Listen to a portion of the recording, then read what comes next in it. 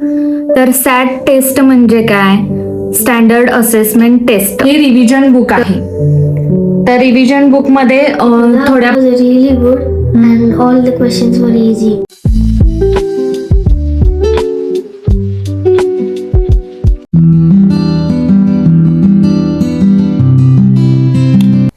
नमस्कार मंडळी, मी स्वाती स्वागत करते तुमचं मराठी लाईफ इन UK या माझ्या यूट्यूब चॅनलमध्ये.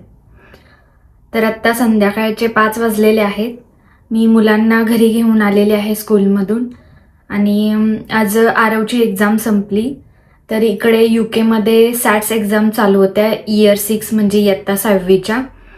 UKमध्ये प्रायमरी स्कूल हे इयत्ता 6वीपर्यंत असतं आणि इयत्ता 6वीच्या मुलांसाठी ह्या एक्झाम टेस्ट असतात आणि या एक्झाम ऑल ओव्हर UKमध्ये घेतल्या जातात. आणि मी आता तुम्हाला सांगते की या एक्झाम कशासाठी घेतात, विषय कोणकोणते असतात आणि रिझल्ट कसे असतात याचे. आणि शेवटी आरवलाही विचारूया की त्याला सगळे पेपर कसे गेले, कोणत्या टाईपचे क्वेश्चन विचारले गेले. तर सॅट टेस्ट म्हणजे काय?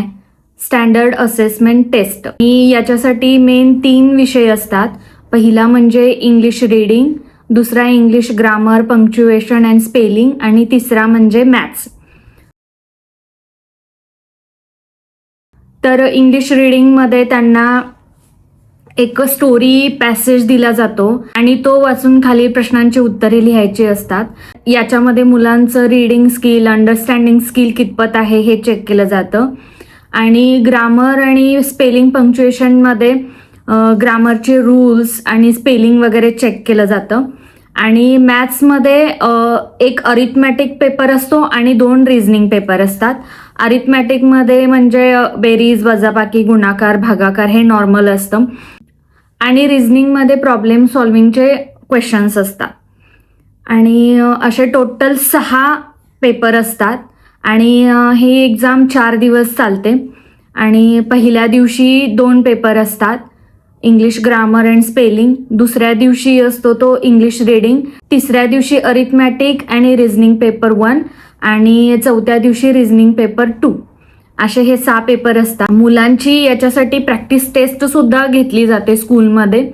आणि इंग्लिश रीडिंगसाठी एक्स्ट्रा क्लासेस घेतले जातात, ग्रामरसाठी पण एक्स्ट्रा एफर्ट्स टाकले जातात.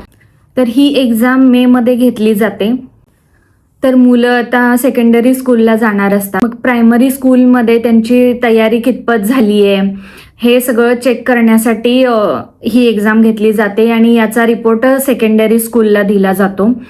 प्रायमरी स्कूलच्या रिझल्टवरून त्यांना समजतं की मुलांना कितपत समजलंय, त्यांची तयारी कितपत आहे.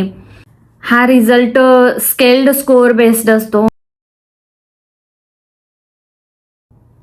म्हणजे 100 असेल तर स्टँडर्ड, 100पेक्षा जास्त असेल तर चांगली कामगिरी आणि 100पेक्षा कमी असेल तर सरावाची गरज आहे. या प्रकारमध्ये त्यांचे रिझल्ट असतात. आता मी तुम्हाला दाखवते की याच्यासाठी कोणकोणते बुक वापरले जातात, रिव्हिजन कसं केलं जातं, क्वेश्चन आन्सरचे बुक सुद्धा भेटतात. तर ते आता इथे बघू शकताय, अशा टाईपचे बुक्स असतात. हे मॅथ्सचं बुक आहे, त्यामध्ये फक्त क्वेश्चन असतात आणि ते आपल्याला सॉल्व्ह करायचे असतात. आणि हे इंग्लिशचं आहे, हे पण सेमच आहे, क्वेश्चन्स आहेत, आपल्याला आन्सर लिहायचे असतात. आणि हे रिव्हिजन बुक आहे. तर रिव्हिजन बुकमध्ये थोड्या प्रमाणात दिलं जातं, प्रत्येक चॅप्टर वाईज थोड्या प्रमाणात माहिती दिली जाते आणि ती आपल्याला रीड करायची असते आणि लास्टला क्वेश्चन असतात. आणि हे पण तसंच आहे, मॅथ्सचं सेम. तर हे अशा टाईपचे बुक्स आम्ही आरवला घेतले होते आणि हे आम्ही ॲमेझॉनवरून घेतले होते.